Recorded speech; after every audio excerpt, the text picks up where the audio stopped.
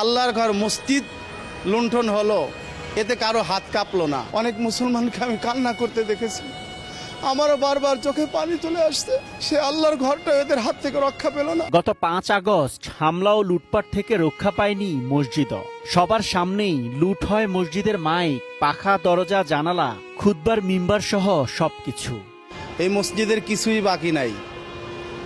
তারা আমি যে মিম্বারটায় বসে প্রায় ২০ বছর খুতবা দিয়েছি, সেই মিম্বারটা পর্যন্ত নিয়ে গেছে। মিম্বার নেওয়ার তাদের কি প্রয়োজন ছিল? মসজিদের কার্পেট, মসজিদের ফ্যান, মসজিদের এসি, মসজিদের মাইক, এগুলো হাত দিয়ে খুললো।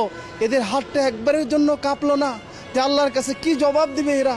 অনেক মুসলমানকে আমি কান্না করতে দেখেছি, আমারও বারবার চোখে পানি চলে আসছে যে আল্লাহর এই ঘর, যেটা আমি প্রায় ২০ বছর দেখাশোনা করতেছি, আমার হাতে এখানে তৃতীয়বার নির্মিত, সে